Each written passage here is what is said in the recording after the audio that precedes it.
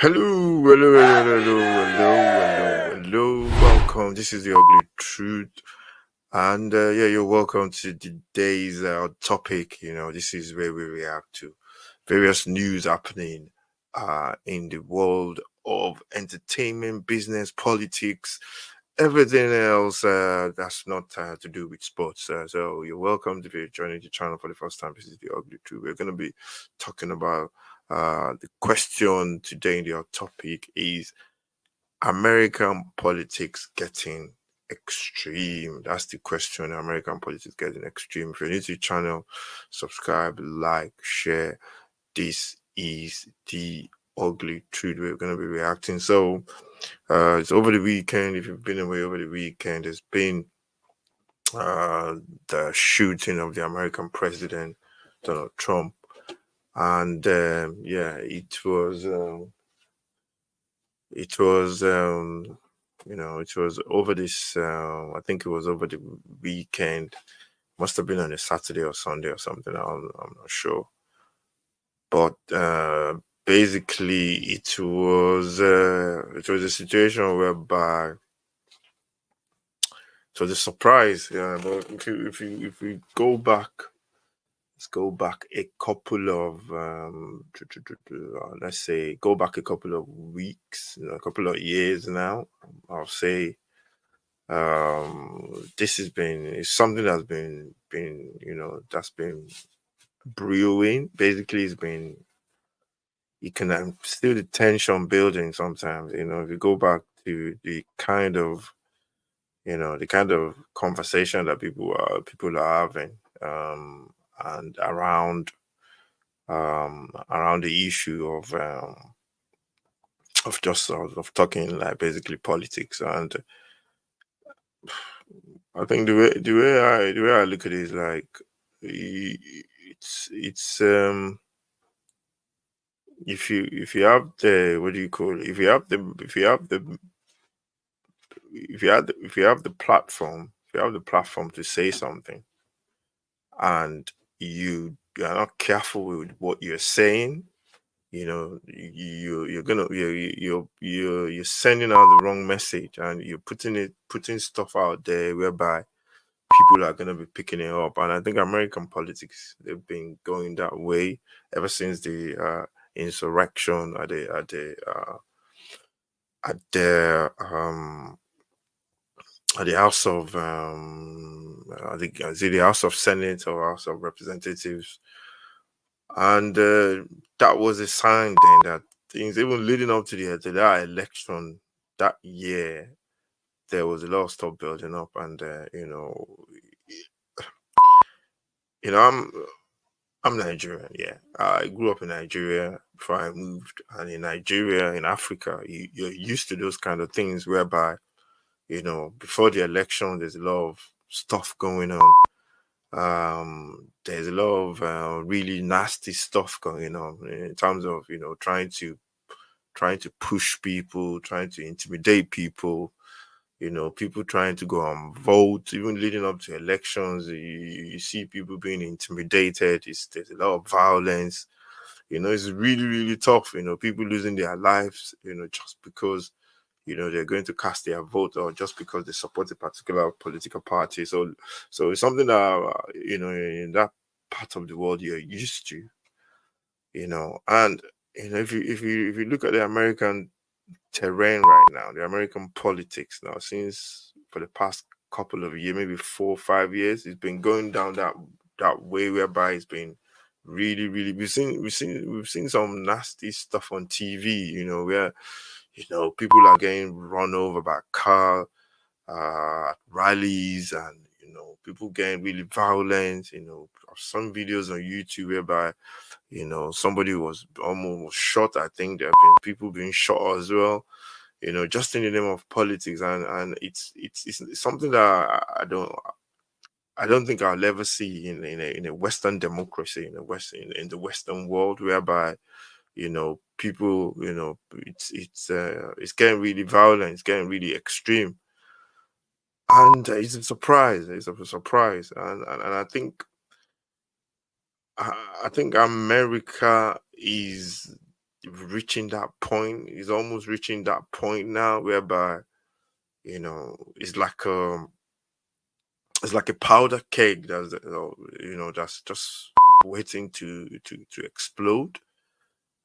And everything, I think that came to the front over this weekend when the ex-president Donald Trump was attempted assassination attempt on his life.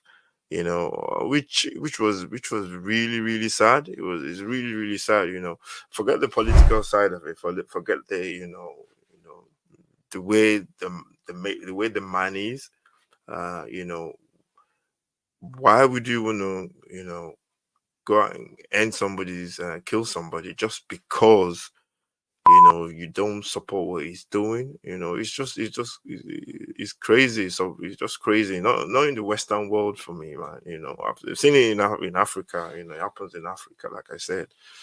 But to see this happening in 2024 in America, it's madness. And thank God, it was okay. There's a couple of people that lost their lives there as well. And it's getting to a stage whereby I think people have to, especially people with a platform, they have to tone it down. They have to tone the wordings of what they're saying, the way they come across, when they're speaking, they gotta tone it down a little bit. It's not something that should be happening in 2024. So, you know, uh, I'm surprised. I'm surprised, and it's something that's really really bad. Hopefully, this will send a message to everybody. That they need to tone it down. The world is watching. Imagine if the ex president, if he had got you know killed on Saturday. Imagine what the world would be thinking. Imagine imagine what the repercussions will be. So it's just crazy for me. I still can't process it. So yeah, I think it needs to be everybody needs to be careful. They need to tone stuff down. And you need to they need to understand that it's politics, but nobody needs to die. And especially in America, whereby everybody people most people have guns and all that kind of stuff. And we don't want a situation. I've got friends, I've got families there as well. Don't want a situation whereby everybody's feeling unsafe, everybody's on the edge. So then definitely needs to tone it down. So that's the hot topic for today. This is the ugly truth. If you're watching for the first time, make sure you subscribe to the channel. It's a new channel that we're just gonna be looking at everything in terms of entertainment business. We're just gonna be having our own opinions, and we're gonna be that's what we'll be doing. So we're gonna be putting more segments onto the show. We're gonna be doing some, we're looking at it from a lighter side of stuff as well. That will be coming up later towards the end of every show. So so let me know in the comments what you think. What you think about the situation in America as the politics gets a little bit extreme now. Do they need to tone it down? Do you see it getting better or getting worse? Let me know in the comment section. That is the one of the hot topics for today. And yeah, another thing that's been on my mind that I just came across as well that I need to talk about is uh, uh, it's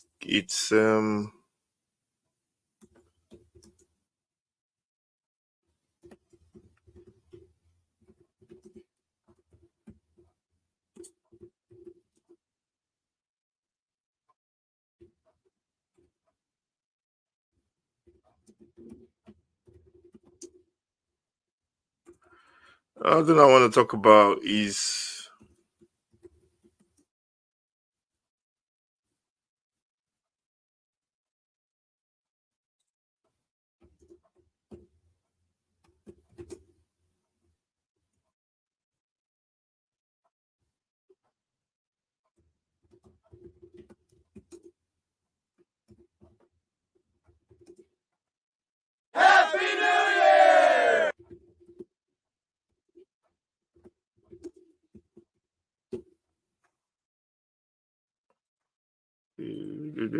another thing I want to talk about. If you're new to China, just smash the like.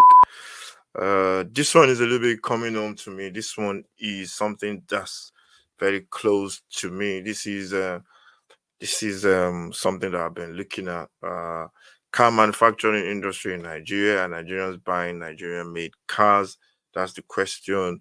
And yeah, I think in terms of this, I think this is something I've just come across a couple of YouTube videos which I was watching, and I was looking at some cars that have been made in Nigeria, and those cars are really, really, really, they look really, really nice.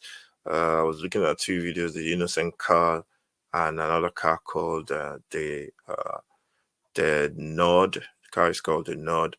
They're manufactured in Nigeria, both cars, manufactured, assembled. I think most, some parts of those cars are made in Nigeria. Some parts are brought in from other parts of the world and then assembled in Nigeria. And I've been looking at these cars, and in terms of the prices of the cars, some of the cars, I've been really, really impressed with what the cars look like.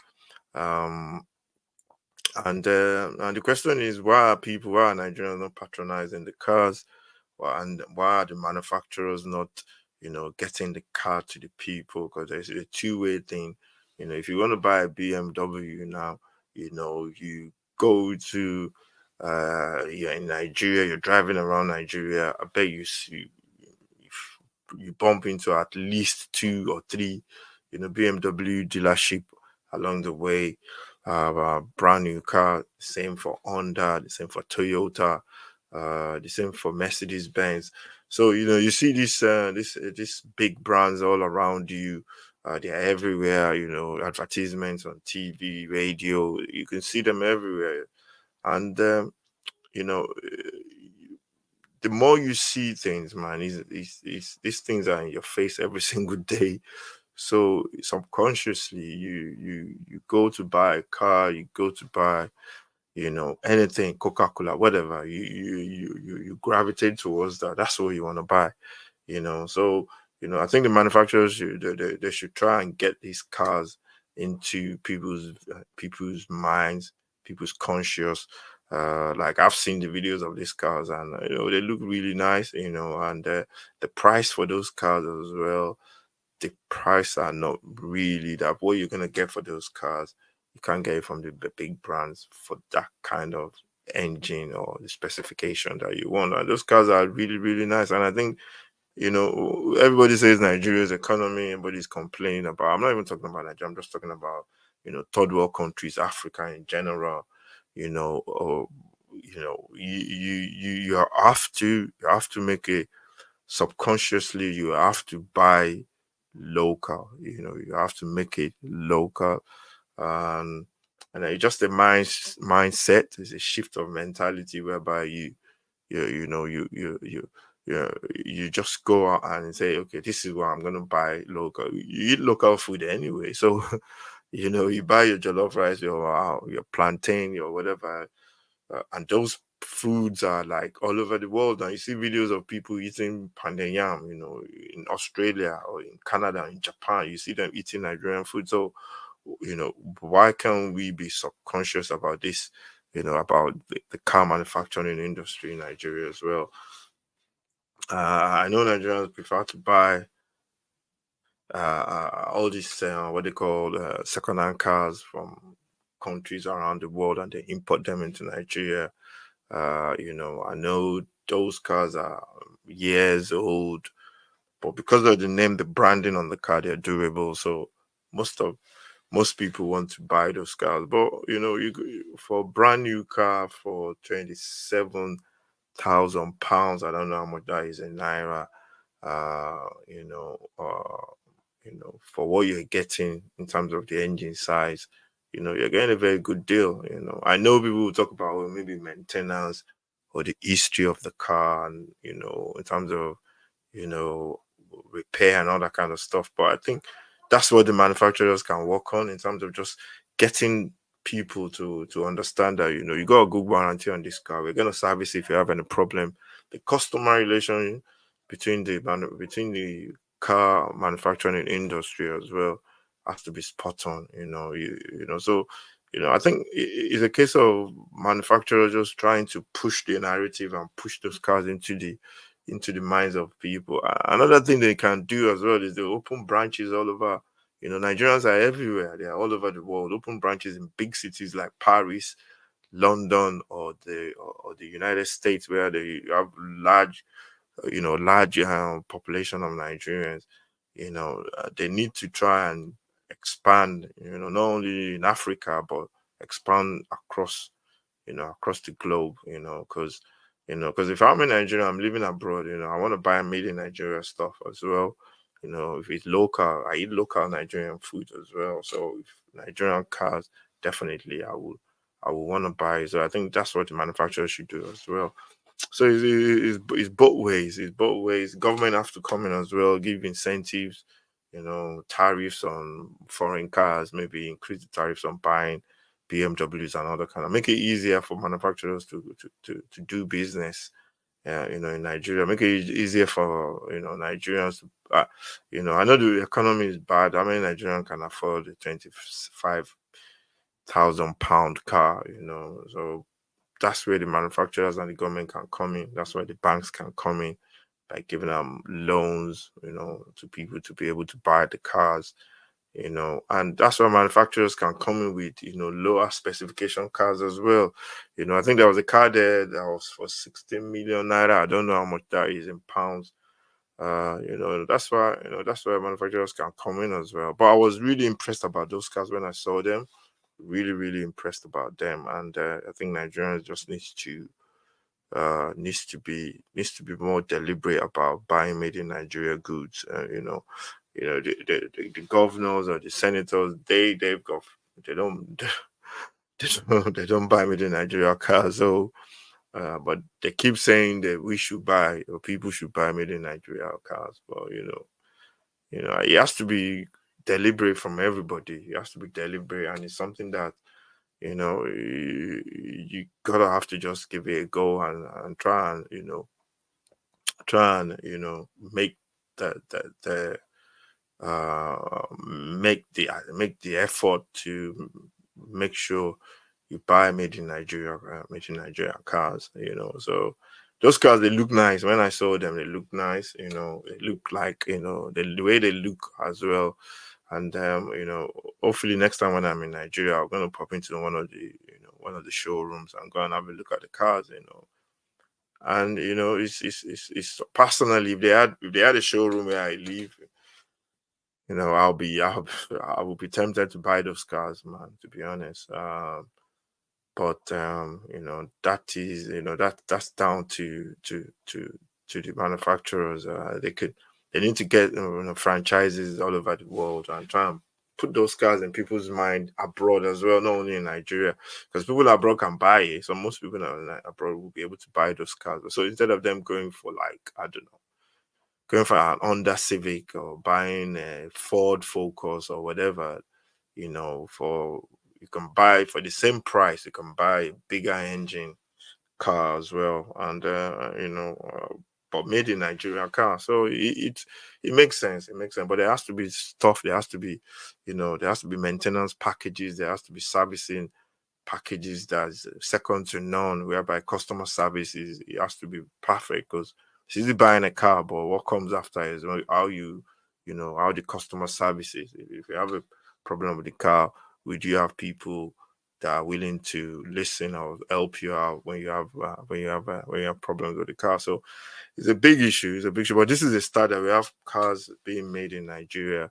assembled in Nigeria. That's the first step. The next step is to try and expand it, make it, put it into people's focus, into people's minds.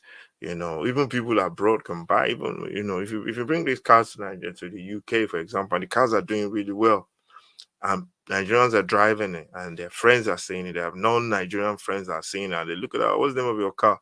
My God, this is you don't send a car from Nigeria, and they look at them like, oh, these cars are nice. They might start buying it as well. And at the end of the day, if the servicing is perfect, the price is right, you're getting a lot for your money. As against what the big brands are giving you. People are gonna go for something that's giving them a lot more for their money. So It's something that people, business people in Nigeria should look at, and the car manufacturing industry in Nigeria as well. They have to look at it as well. And I think the biggest problem in Nigeria is advertisement, man. They don't advertise things enough for me.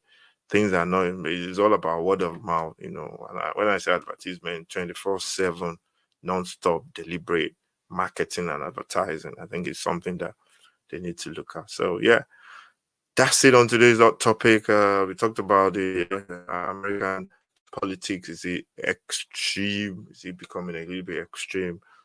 Personally, I think yes. They're going to that stage now whereby they have to be, they have to be careful. And then we talked about Nigerian manufacturing, car manufacturing industry needs a little bit of a kickstart. It needs a little bit of a boost in terms of our manufacturers putting the cars in front of the users, Nigerian market, and in terms of them branching out as well, coming into Europe, America, you know, and just being deliberate. I think the key word is deliberate from manufacturers and consumers, Nigerians especially, to be deliberate about buying made in Nigeria cars. So yeah, those are the two hot topics for today. This is the ugly truth. Thank you very much for watching. Gonna be back again, and this one is a goodbye for now. Hopefully, I'll see you very soon. Make sure you subscribe to the channel. It's a new channel. Gonna be having loads more stuff every week, twice a week. This is the ugly truth. Stay safe. God bless, and I'll see you around.